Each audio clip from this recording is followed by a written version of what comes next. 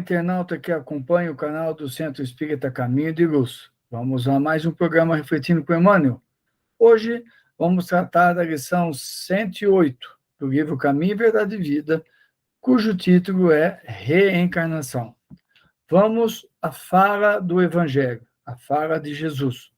Portanto, se a tua mão ou teu pé te escandalizar, corta-a e atira-o para longe de ti.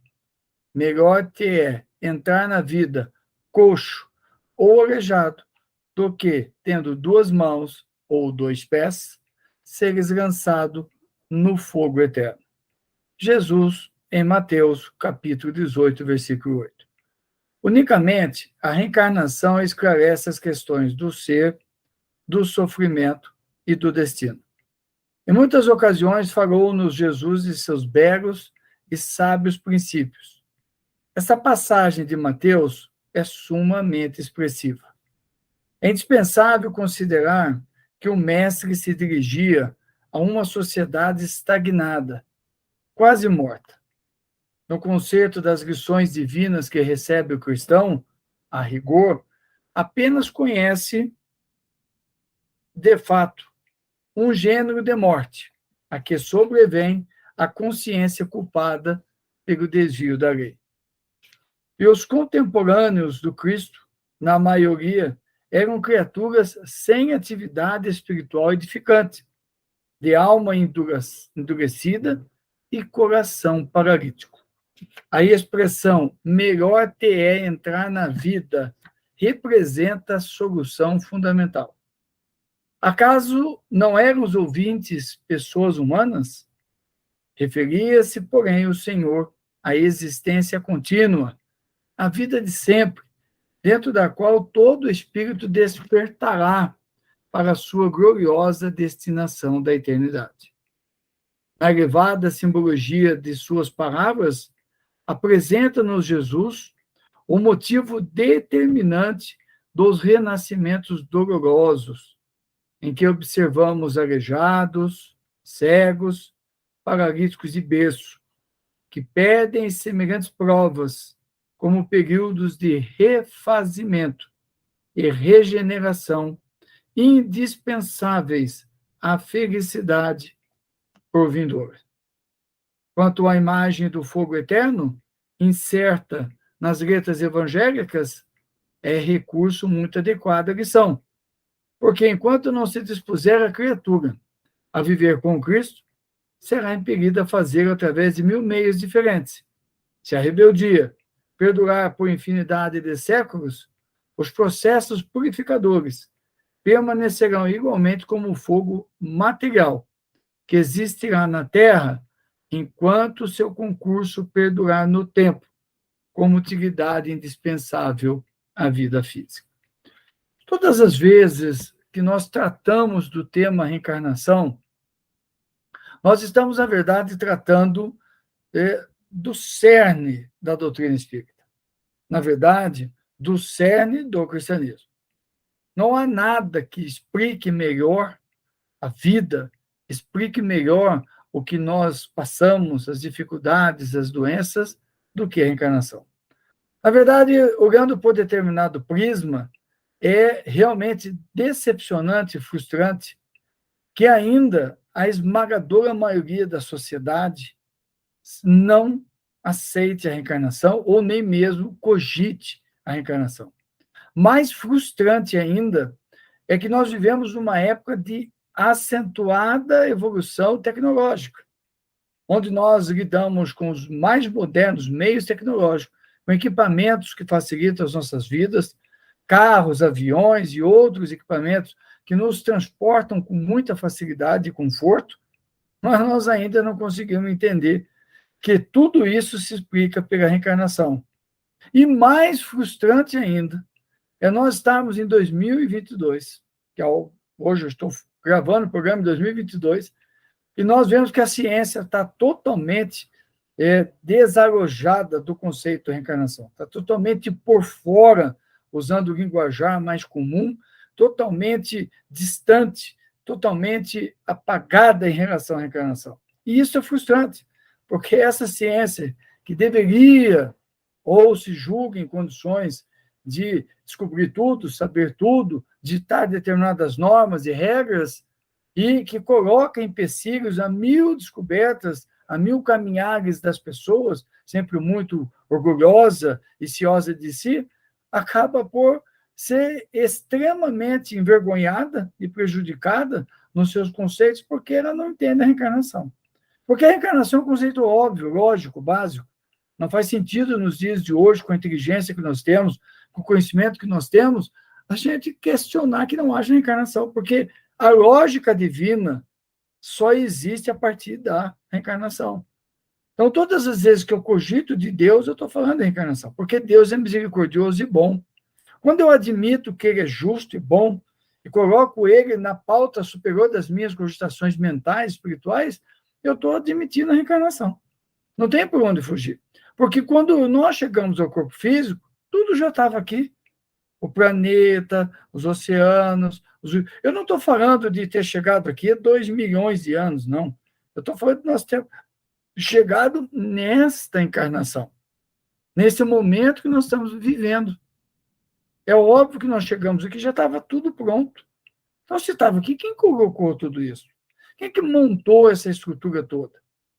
Agora, por outro lado, é óbvio que, de acordo com a proposta de Jesus, meu reino não é desse mundo, é sinal que nós temos uma vida espiritual pela frente.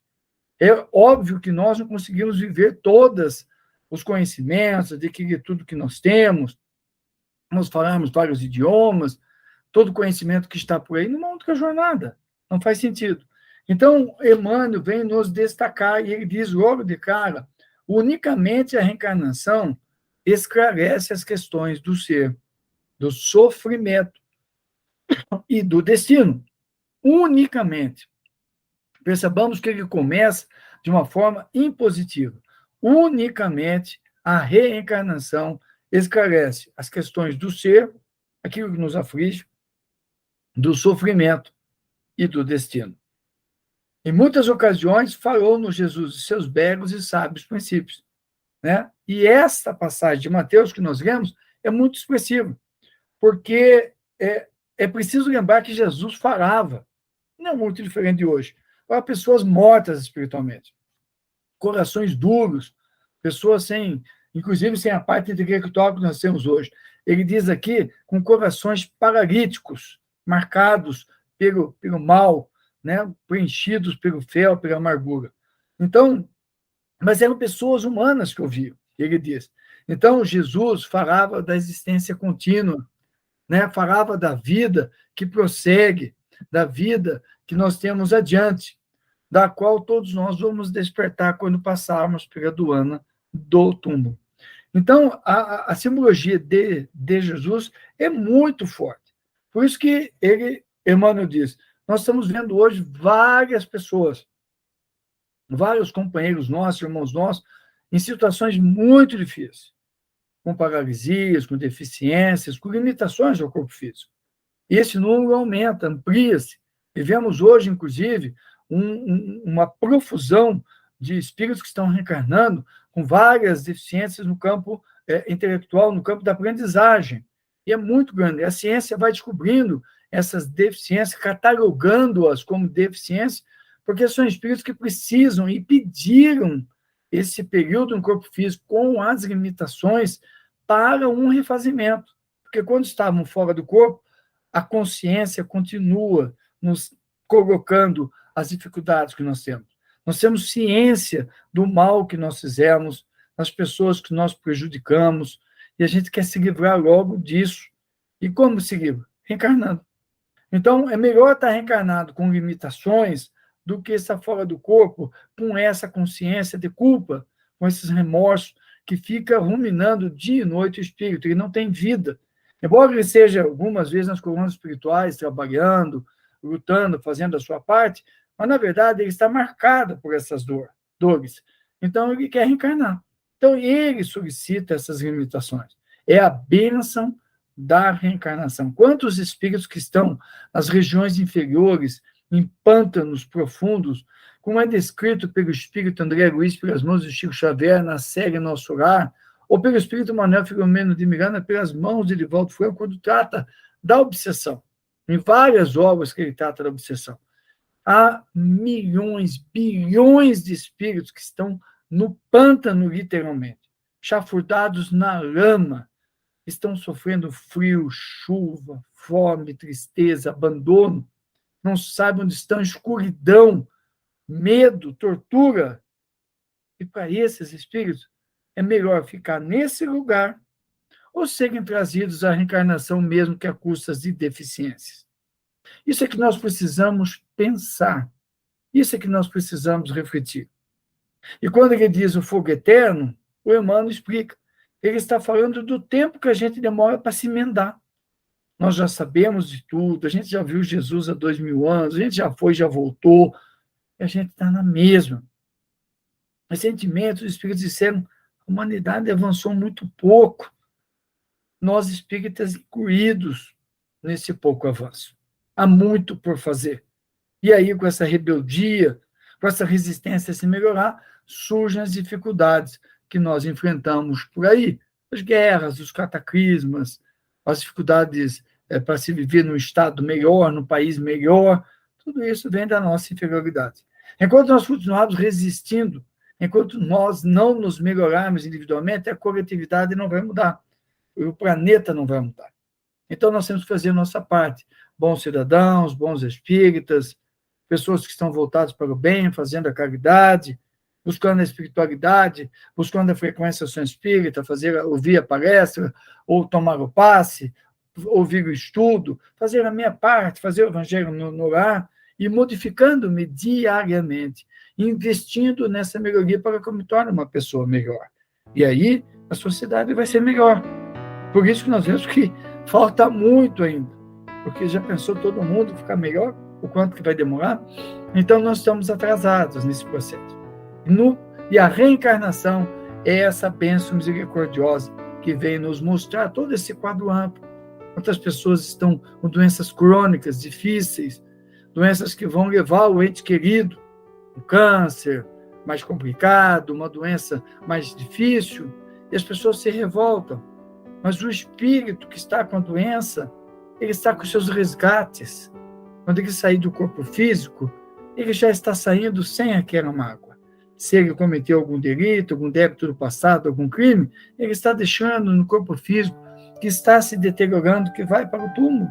E o espírito livre sai do casulo, que é o corpo físico, já livre daquilo que o atormentava anteriormente, feliz por ter passado por aquilo ali. Então, o Espiritismo vem nos trazer paz de espírito, vem nos trazer esperança, vem fazer a nossa crença verdadeira em Deus e aumentar o nosso amor por Jesus, que veio nos mostrar tudo isso. Reflitamos nessa importante lição, onde o Espírito Emmanuel trata da reencarnação. Jesus conosco sempre.